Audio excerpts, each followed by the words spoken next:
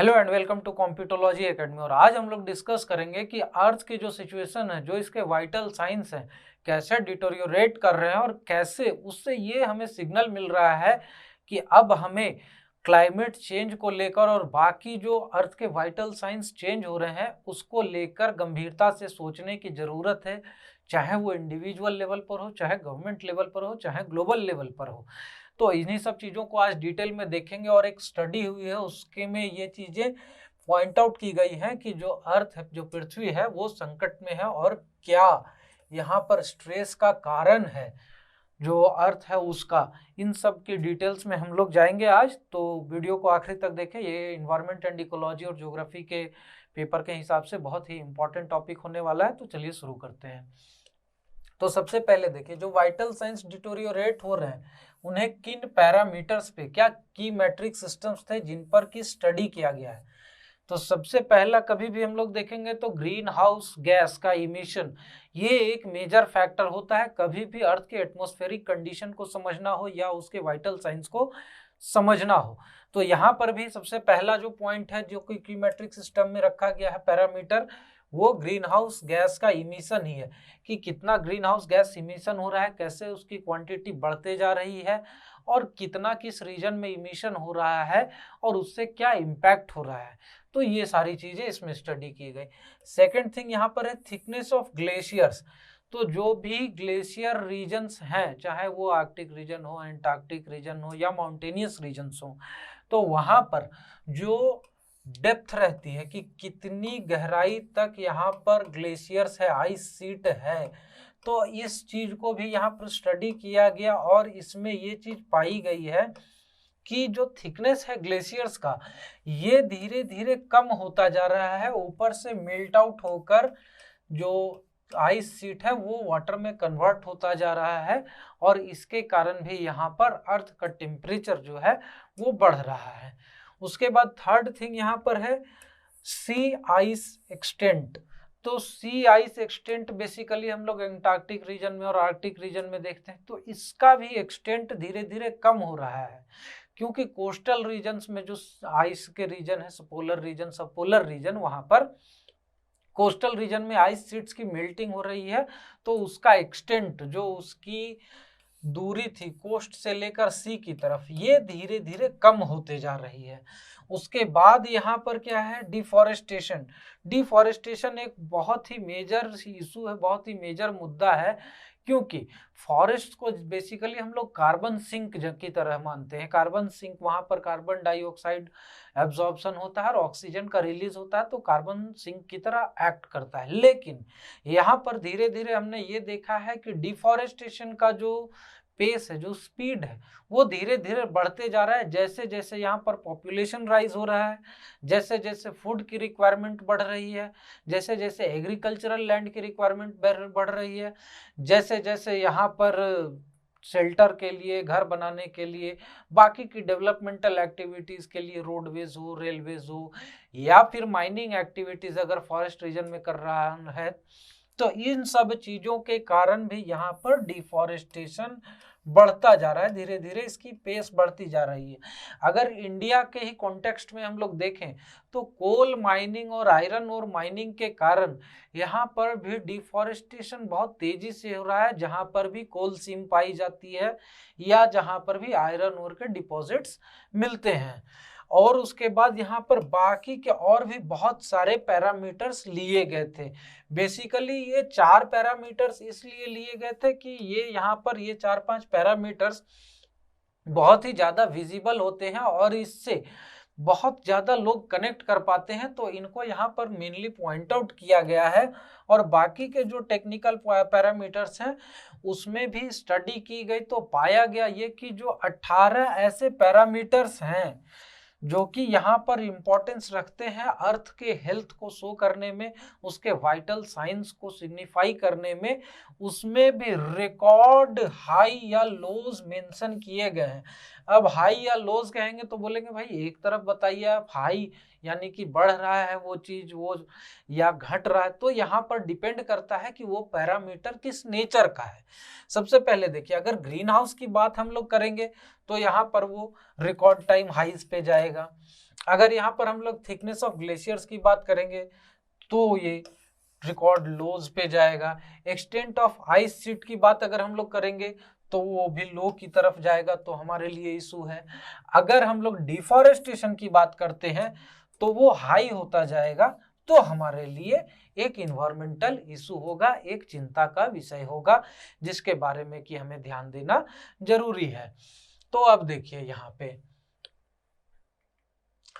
Observations क्या क्या है इस इशू में। तो इस इशू में सबसे पहले जो ऑब्जर्व किया गया, जैसे कि ग्रीन हाउस गैस की बात अगर हम लोग करें तो जो लेवल है CO2 का और मीथेन का, ये दोनों ग्रीन हाउस गैस हैं जो कि बहुत ज़्यादा इम्पैक्ट करते हैं टेम्परेचर जो अर्थ का है उसको। धीरे धीरे टेम्परेचर राइज होता जाता है इन दोनों गैसेस के इम्पैक्ट से। अब यहाँ पर ये ऑल टाइम हाई रिकॉर्ड किया गया है 2021 में।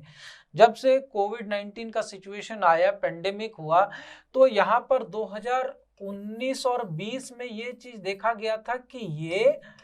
बहुत ही ज्यादा कम हो गया था, और जो क्लाइमेटिक कंडीशन थी थ्रू आउट द वर्ल्ड बहुत ज्यादा सुधर गई थी। किसी रीजन में ये चीज कही जा रही थी कि क्लाइमेटिक कंडीशन जो है 75 ईयर्स अगो जो थी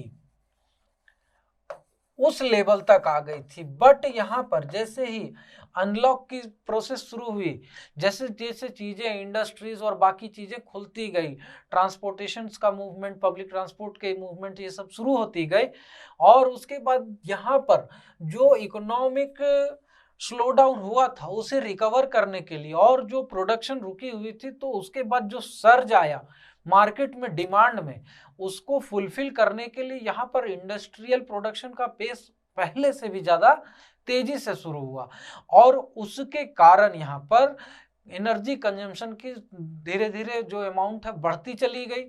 और एनर्जी प्रोडक्शन के लिए हमें फॉसिल फ्यूल्स की जरूरत है। तो उसके कारण यहाँ पर क्या हुआ कि जो CO2 और मीथेन का जो इमिशन है एटमॉस्फेयर में, डिफरेंट चीजों के कारण, डिफरेंट प्रोसेसेस के कारण, एनर्जी प्रोडक्शन के कारण, ट्रांसपोर्टेशन के कारण,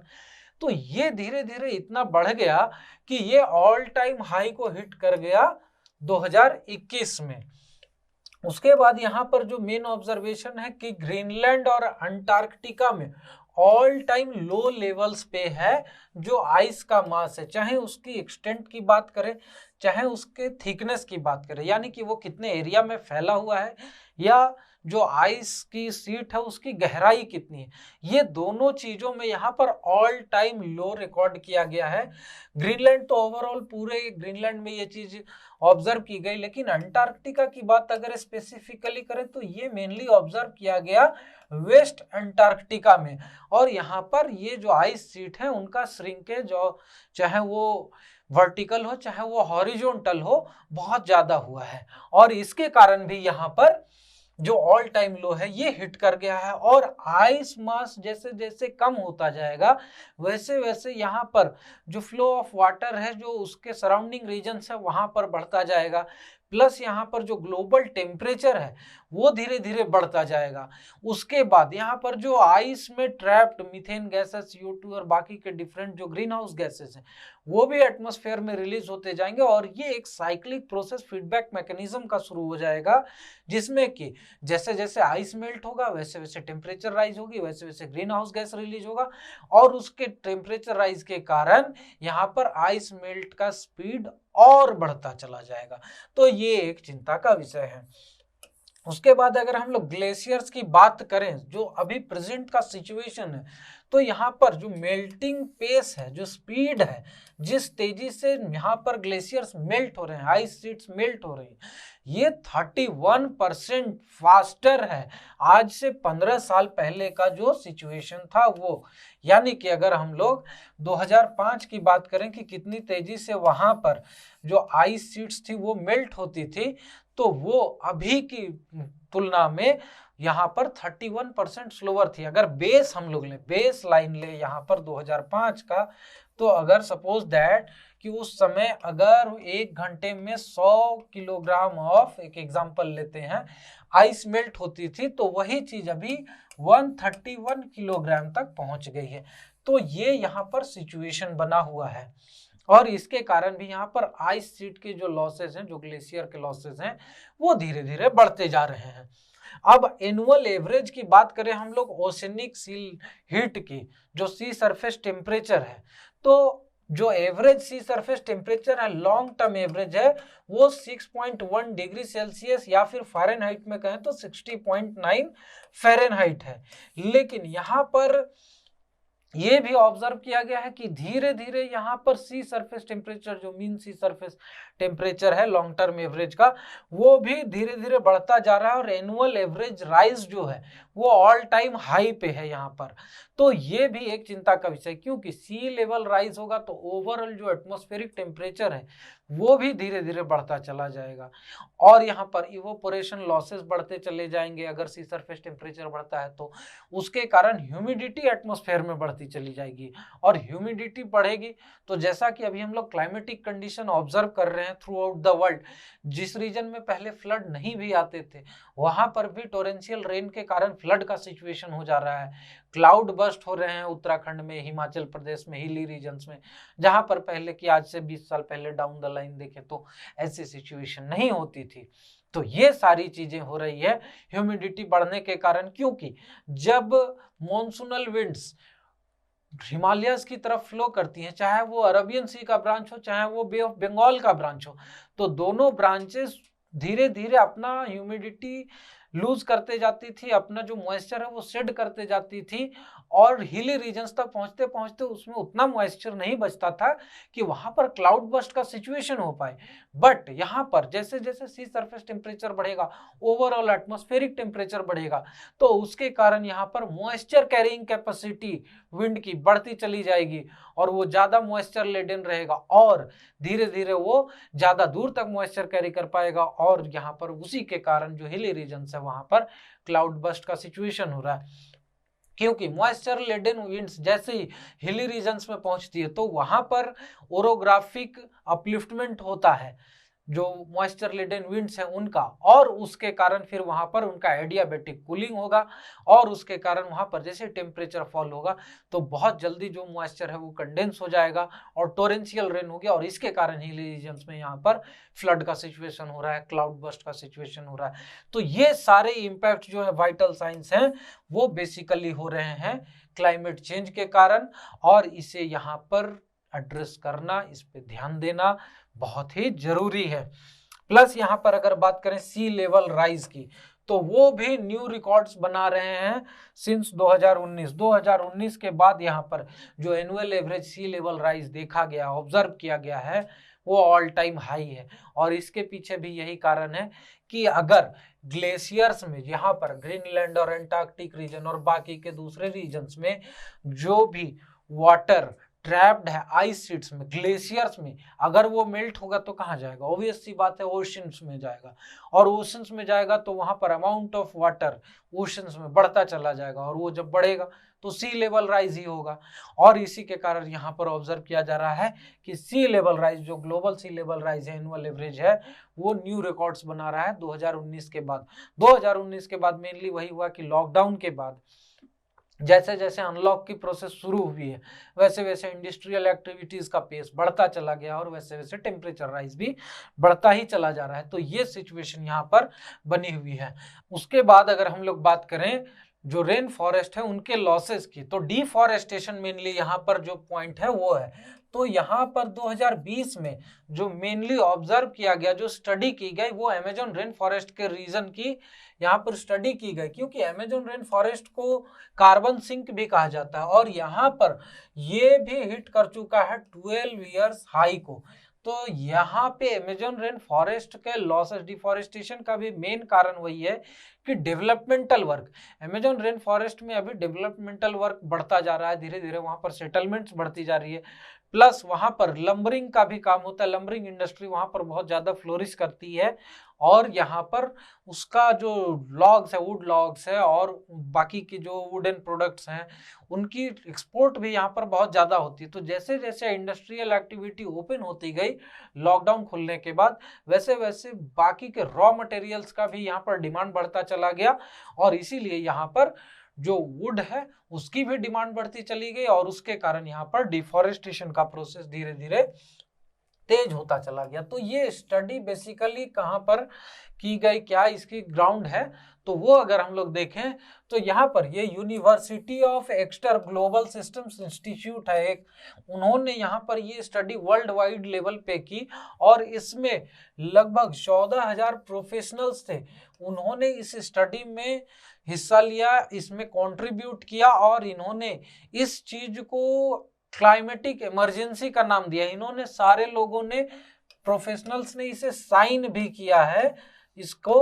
कि ये सारी चीजें हमारे तरफ से स्टडी की गई हैं और हम इसे ऑथेंटिकेट करते हैं।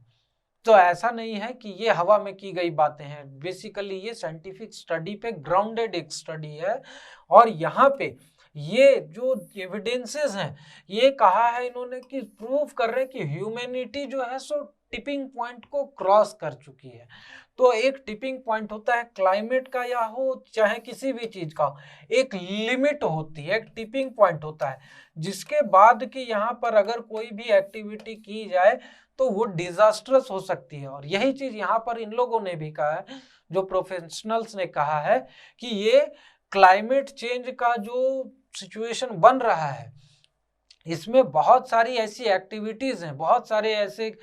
चीजें हैं, चाहे वो क्लाइमेट चेंज में ग्रीन हाउस गैस का कंट्रीब्यूशन का बात हो, डिफॉरेस्टेशन की बात हो, आइस मेल्टिंग की बात हो, तो ये सारी चीजें टिपिंग पॉइंट पे पहुंच चुकी है। और इन लोगों ने कहा है कि क्लाइमेट चेंज इसी तरह से चलता रहा तो लॉन्ग टर्म एवरेज में अगर सेंचुरीज के स्केल पे यहाँ पर देखा जाए तो ये इरिवर्सिबल चेंज हो जाएगा, जिसमें से कि हम लोग चाह कर भी बहुत सारी चीजों को अगर कंट्रोल करना चाहेंगे या उसे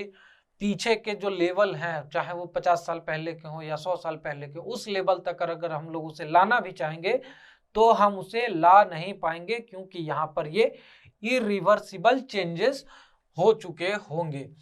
अब यहाँ पर इसका सॉल्यूशन क्या है, तो यहाँ पर देखिए जो वे फॉरवर्ड है, सबसे पहली चीज तो यहाँ पर जो क्लाइमेटिक इमरजेंसी का सिचुएशन है, सबसे पहले इसे एड्रेस करना पड़ेगा। नीड है कि इसे लोग समझें, इन चीजों को एड्रेस करें, इन चीजों को समझें, इन चीजों को तरजीह दें, चाहे वो हम हो, आप हो, गवर्नमेंट हो, एनजीओज हो, ग्लोबल लेवल पे जो लीडर्स हैं वो हो, इन सब को ये चीज एड्रेस करनी पड़ेगी कि यहाँ पर क्लाइमेटिक इमरजेंसी का सिचुएशन बन चुका है।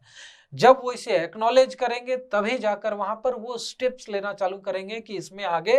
करना क्या है। तो वही चीज है कि गवर्नमेंट अक्रॉस द वर्ल्ड यहाँ पर इसे एक्नॉलेज करे इस सिचुएशन को कि हमारे सामने एक बहुत ही बड़ा डिजास्टरस सिचुएशन खड़ा हो सकता है अगर हम लोगों ने इस चीज पर ध्यान नहीं दिया कि हमें क्लाइमेट चेंज को ध्यान पूर्वक उसे समझना, देखना और उसके रोकथाम में यहाँ पर स्टेप्स लेना जरूरी है। उसके बाद यहाँ पर कलेक्टिव एफर्ट चाहिए। देखिए एक चीज सीधी सी बात है कि क्लाइमेट चेंज एक ग्लोबल लेवल का इशू है, ऐसा नहीं है कि कोई इंडिविजुअल, कोई एनजीओ, कोई ऑर्गेनाइजेशन, कोई सिंगल कंट्री या गवर्नमेंट अगर इनिशिएटिव ले तो वहां पर उसमें चेंजेस आ सकते हैं, ऐसी कोई बात नहीं है। अगर यहाँ पर कलेक्टिव एफर्ट नहीं हो, कंसेंसस नहीं हो, तो यहाँ पर जो कंट्रोल है क्लाइमेट चेंज को करना वो नहीं हो पाएगा और यहाँ पर जो क्लाइमेट चेंज है वो इसी तरह से जारी होगा। और यहाँ पर अगर देखिए सीधी सी बात है कि अगर कंसेंसस नहीं हो तो अगर एक कोई भी पर्सन, एक कोई भी गवर्नमेंट, यहाँ पर पर्सन की तो बात नहीं करेंगे, गवर्नमेंट अगर कहें तो एक सिंगल गवर्नमेंट जैसे कि चाइना हो गई या यूएस हो गए, जो कि डोनाल्ड ट्रंप ने कहा था, वो उन्होंने पुल आउट कर लिया था पेरिस क्लाइमेट चेंज के टॉक से। तो ये अगर ऐसा सिचुएशन बनता, अगर कोई एक गवर्नमेंट, दो गवर्नमेंट यहाँ पर उसमें पार्टिसिपेट करने में, उसमें एफर्ट लगाने में डिनाई कर जाती है तो बाकी के भी उसमें ध्यान नहीं देंगे और सिचुएशन और ज़्यादा डिटोरियोरेट होती चली जाएगी। इसीलिए यहाँ पर जरूरी है कि कंसेंसस होना जरूरी है वर्ल्ड वाइड। यहाँ पर सभी गवर्नमेंट्स को, सभी ऑर्गेनाइजेशंस को जो इंटरनेशनल लेवल के हैं, ग्लोबल लेवल के हैं, उनको ये चीज़ें समझनी पड़ेगी। और उसके बाद यहाँ पर इंडिविजुअल, गवर्नमेंटल या ऑर्गेनाइजेशनल लेवल, सभी लेवल पर यहाँ पर कलेक्टिव एफर्ट चाहिए, कंसेंसस के साथ चाहिए, और ये एवरीबॉडीज रिस्पॉन्सिबिलिटी होनी चाहिए। सबको इस पे ध्यान देना पड़ेगा कि ये चीज को एड्रेस करना, इसे रोकना, क्योंकि ये सबके लिए एक असेट है। क्लाइमेट या इन्वायरमेंटल वेलबीइंग सबके लिए एक असेट है और फ्यूचर जनरेशन के लिए भी एक नेसेसरी रिसोर्स है। तो इसे ध्यान में रखते हुए ही यहाँ पर स्टेप्स लेने की जरूरत है। तो यहाँ पर और आगे हम लोग देखते हैं कि क्या इसमें इशू को किस तरह से गवर्नमेंट्स जो हैं ग्लोबल लेवल पे एड्रेस करते हैं। और ऐसे ही इंफॉर्मेटिव वीडियोस के लिए और बाकी की जानकारी के लिए हमें सोशल मीडिया चैनल्स पे फॉलो करें। हमारे वेबसाइट पर डिफरेंट कोर्सेज चल रहे हैं, उन्हें भी आप ज्वाइन करें। हमारे चैनल को सब्सक्राइब कर लें और बेल आइकन भी दबा दें, ताकि जब भी हम नई वीडियोस डालें तो उसकी इन्फॉर्मेशन आप तक पहुंचती रहे। Thank you very much and have a nice day.